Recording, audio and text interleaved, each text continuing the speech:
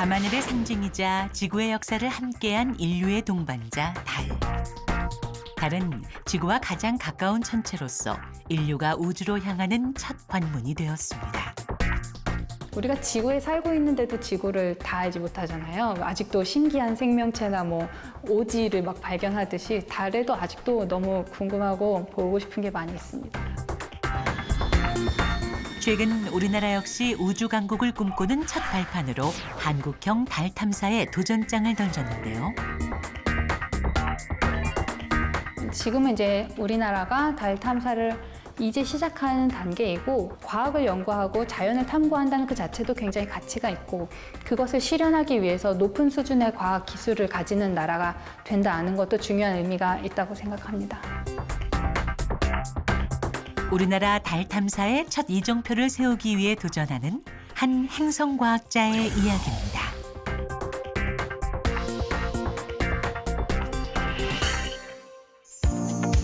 과학의 도시 대전광역시. 이곳엔 우리나라 천문 우주과학의 맥을 이어가는 한국천문연구원이 있습니다. 이곳에서 천문학의 발전을 위해 노력하고 있다는 한 젊은 연구자를 만날 수 있었는데요. 그때 주차장 바닥에 그려진 정체를 알 수 없는 거대한 그림들이 시선을 사로잡네요. 거대 마젤란 망원경이라고 저희는 이제 KGMT라고 부르고 있는데요. 이게 한 8m 정도 되는데 이런 거울이 7개 정도 모여서 한 22m 되는 그런 큰 거울을 만들고 있어요. 거대 마젤란 망원경은 대한민국과 미국, 호주, 브라질 4개국이 참여해 칠레에 건설 예정인 지상광학 망원경입니다. 세계 최대의 망원경이 될 예정인데 이 정도 크기의 망원경을 사용해서 더 좋은 관측을 할 수 있으면 우리나라 천문학자들이 훨씬 더 좋은 발견을 할 수 있겠죠. 오늘의 주인공은 행성을 연구하는 천문학자 심채경 박사입니다.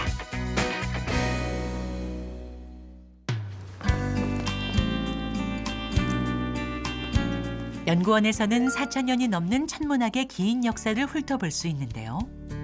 요거는 이제 천상열차 분야 지도라고 우리 조선시대 초기의 별 지도예요.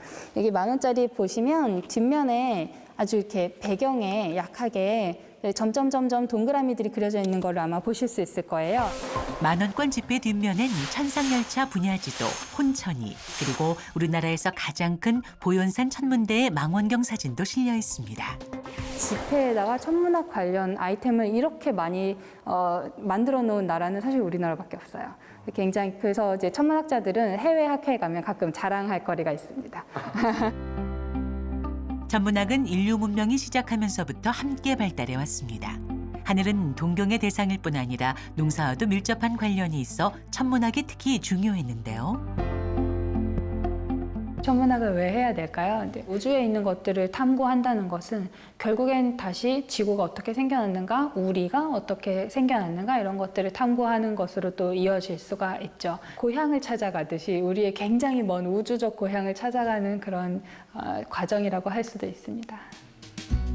심채경 박사는 광활한 우주 중에서도 태양계, 그리고 그중에서도 위성을 연구하는 흔치 않은 과학자입니다. 지금은 달 과학을 주로 하고 있고요. 제가 하고 있는 거는 달 표면을 보고 있어요. 우주에서 별똥별이 떨어지면 표면에 흔적을 많이 남기게 됩니다. 이 충돌구들이 없어지지 않거든요. 심 박사는 달에 새겨진 충돌구를 분석하며 날씨가 존재하지 않는 달에서 왜 토양이 노화되는지 그 원인을 밝혔는데요.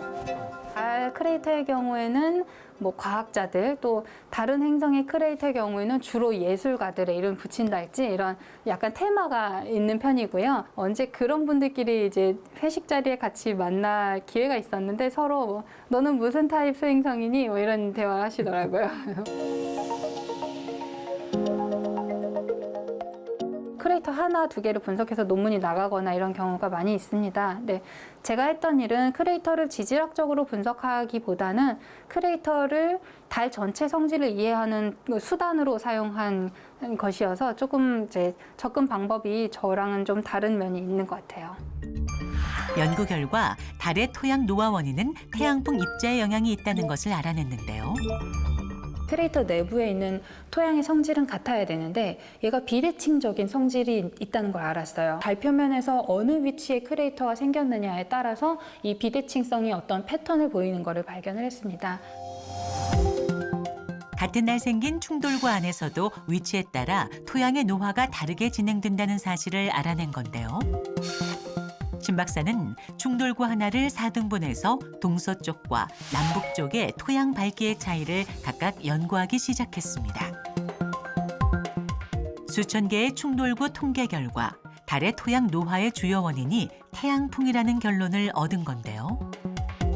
일반적으로 밝기만 봐가지고서는 이 차이가 굉장히 미미하거든요. 미미해서 사람들이 쉽게 눈치챌 수 없었어요. 그래서 그동안 아무도 알아내지 못한 거기도 해요. 굉장히 작은 차이거든요. 그 밝기의 차이라는 더 미세한 구조를 보면 거기에 통계적으로 어떤 패턴이 보여서 그거는 좀 숨겨져 있던 거를 찾아내는 그런 거죠. 아무도 생각 못했던 발견을 해 토양 탐정이라는 별명이 붙었습니다. 제가 이제 크레이터 수천 개를 가지고 달 표면의 전반적인 성질을 연구했던 그 우주풍화 논문이 이제 지구과학회에서 좀 주목을 해주셨어요. 뿐만 아니라 세계적인 과학학술지 네이처에서는 달 과학의 다음 반세기를 이끌어갈 과학자로 심채경 박사를 지목하기도 했는데요. 달은 계속 우주에서부터 온갖 먼지와 작은 입자들을 다 받아왔기 때문에 얘네들이 달 표면을 굉장히 많이 노화를 시켜요. 얘네들이 어디서 입사하는지 어떤 색이나 플럭스로 입사하는지를 아직 잘 모르고 있거든요. 그래서 그런 것들도 앞으로 더 밝혀내야 될 과제 중에 하나죠. 박사님, 네, 저 목소리 들리시나요? 한 가지에 깊게 빠지면 몰입하는 성격이 연구에 큰 도움이 됐다는 신 박사. 그가 천문학을 시작한 이유는 아주 단순한 우연이 반복된 결과였습니다. 어릴 때 제가 그 과학 잡지에 나온 예쁜 우주 사진, 성운 성단 사진들을 그땐 정말 그냥 예쁜 사진이다 하면서 봤던 것 같아요. 그냥 노을이 예쁘면 감상하듯이 저희 고등학교에 지구과학 선생님들이 굉장히 독특하고 재밌는 분들이 많았어요. 그러면서 지구과학의 그 천문학 단원에 관심을 많이 갖게 됐고 대학을 전공을 이제 이쪽으로 선택을 하게 됐죠. 손에 닿지 않는 우주를 연구하는 천문학자. 아직 밝혀야 할 것이 무궁무진하다는 사실이 그를 가슴 뛰게 한다는데요. 천문학의 매력은 사실 잘 모른다는 거거든요. 아무도 잘 모르고 가본 적도 없고 잘 모르지만 그래도 최선을 다해서 그 대상을 탐구하고 있는 것 자체가 저는 굉장히 재밌는 일이라고 생각이 들고요. 저는 지금 여기서 이제 열심히 하고요. 또 이걸 바탕으로 또 다음 단계로 또 나아갈 겁니다.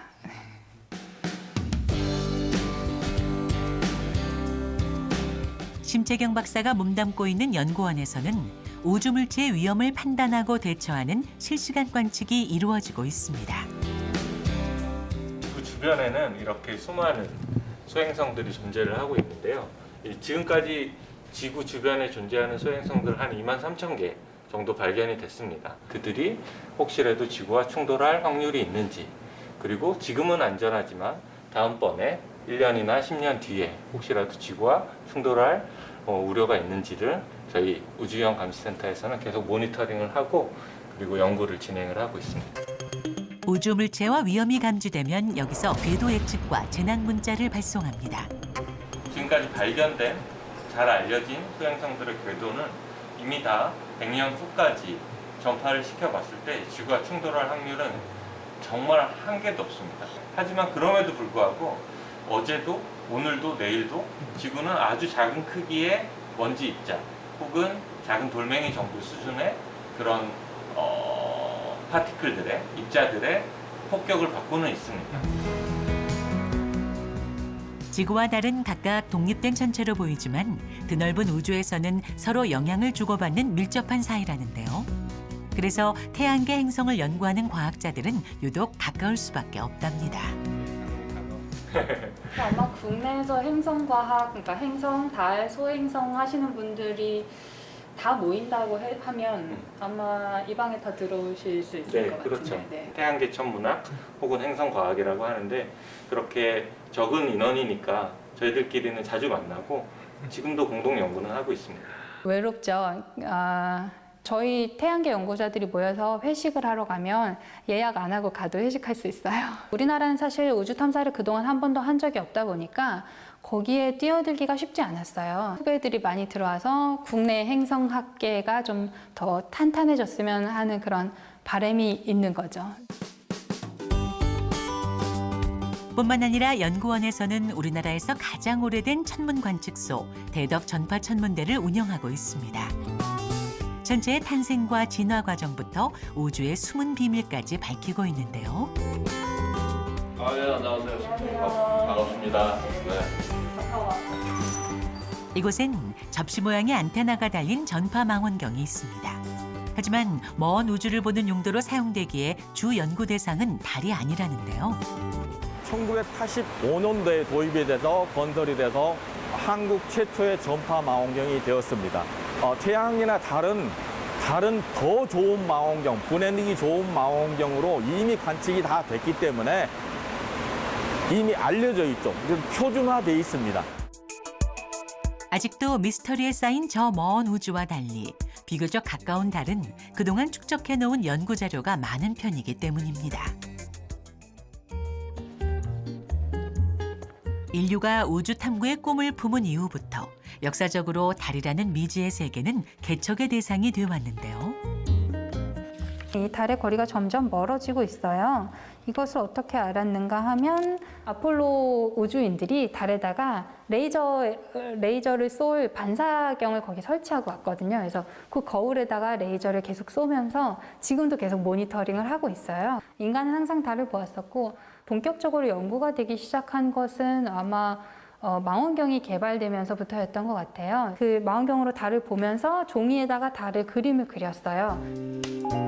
17세기 초 직접 제작한 천체 망원경을 이용해 최초로 달 표면을 관측한 과학자 갈릴레오 갈릴레이.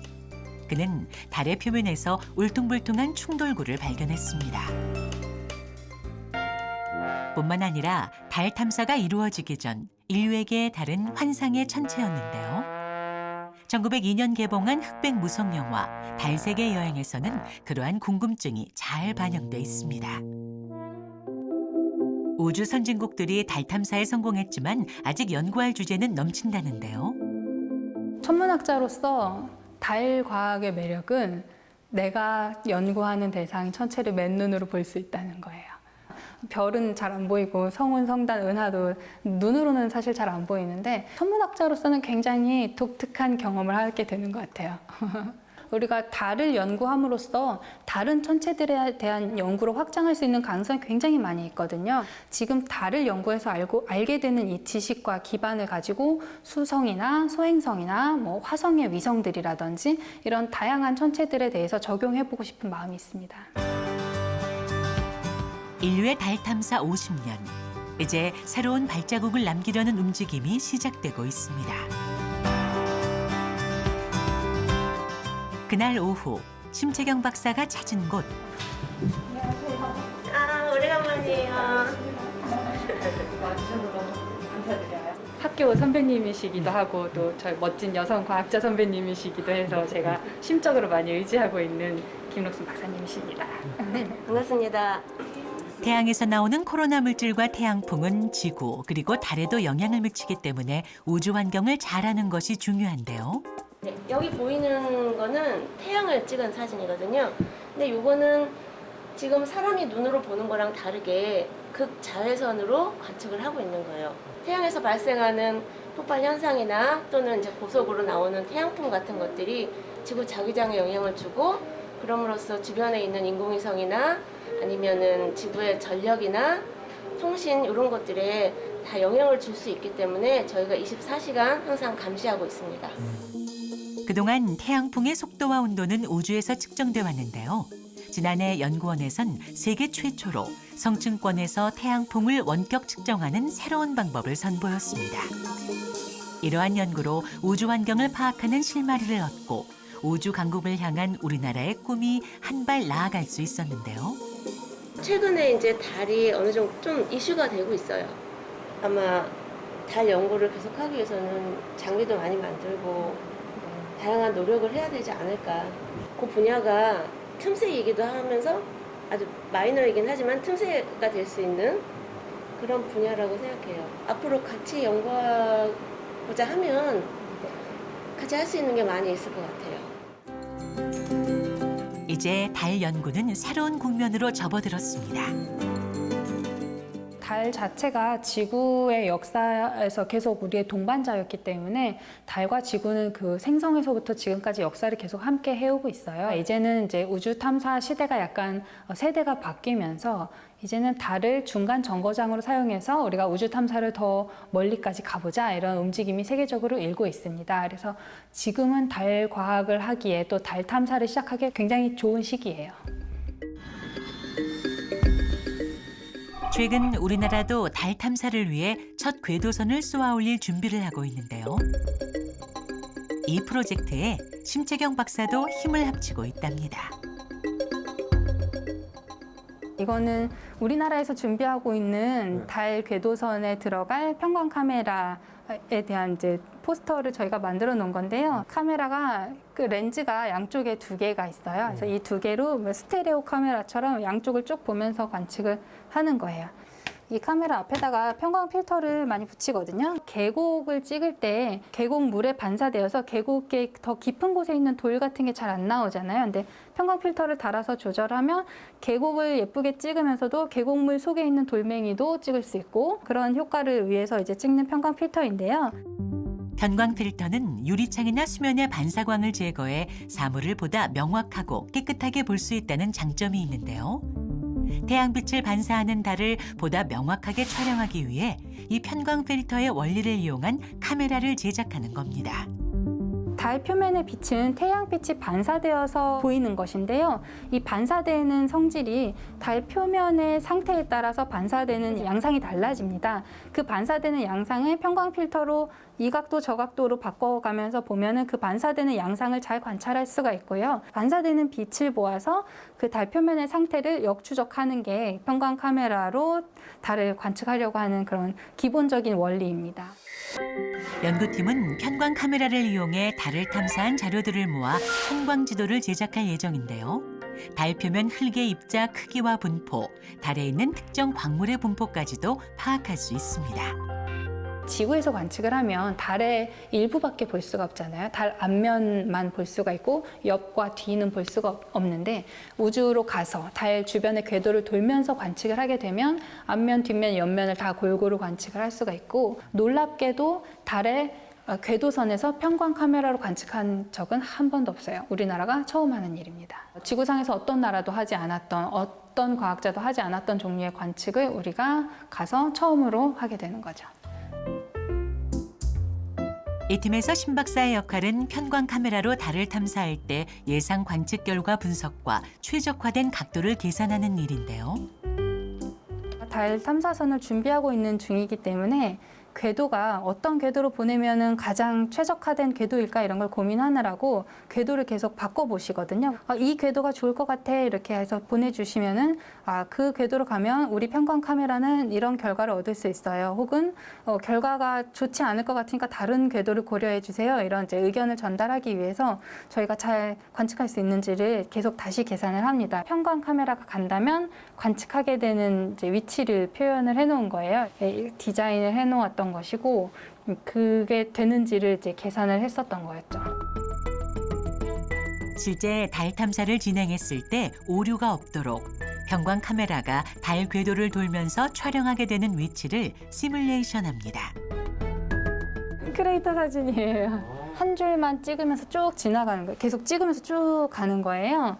근데 이제 여기를 지나갈 때 데이터를 쓰지 못했다는 거죠. 달 주변을 계속 돌고 있으니까 계속 움직여야 되거든요. 가만히 서 있을 수는 없거든요. 우리 지구에 있는 인공위성들처럼 계속 움직이고 있기 때문에 그래서 탐사선 보낼 때 그걸 잘 계획을 해요. 그래서 시야랑 한 번 지나가고 그 다음 지나갈 때 바로 옆을 지나갈 수 있게. 달 궤도에 진입하면 궤도선에 탑재된 편광 카메라가 임무를 수행하는데요. 고해상도 사진을 얻기 위해선 좁은 지역을 빈틈없이 스캔하는 것이 중요합니다. 조각조각 촬영된 그림이 모여 하나의 보기 좋은 지도가 되기에 통신이나 데이터상의 문제가 생기면 사진에 흔적이 남을 수 있다는데요. 지금은 이제 우리나라가 달 탐사를 이제 시작하는 단계이고 과학을 연구하고 자연을 탐구한다는 그 자체도 굉장히 가치가 있고 그것을 실현하기 위해서 높은 수준의 과학 기술을 가지는 나라가 된다는 것도 중요한 의미가 있다고 생각합니다. 이제 달 탐사를 시작하는 첫 단추를 끼웠는데요. 우리나라만이 할 수 있는 영역을 개척하고 있습니다.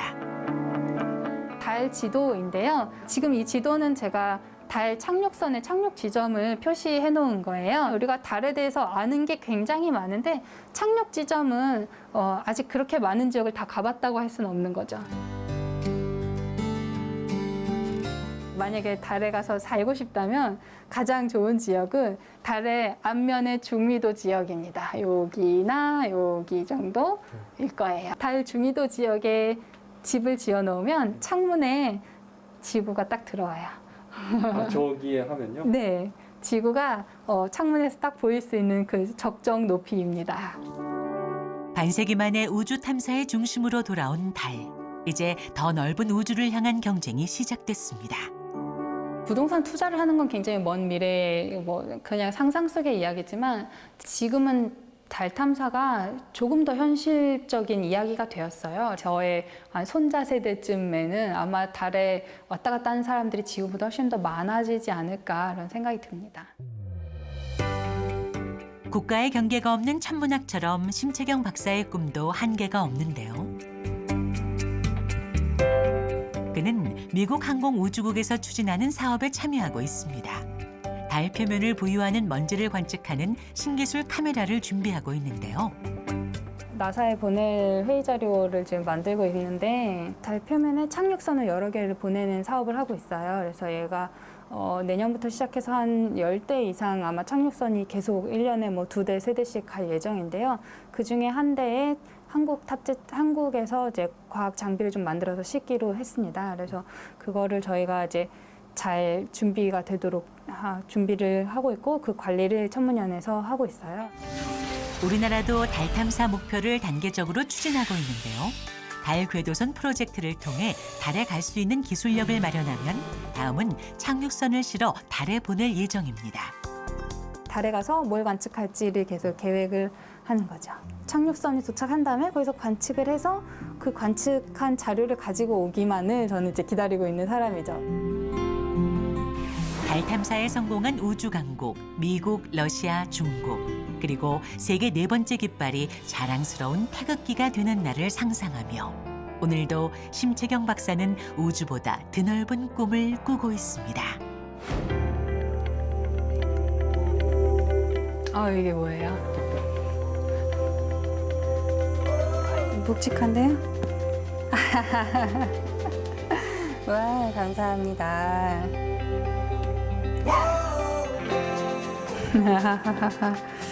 네. 와, 멋있네요. 네, 너무 고맙습니다.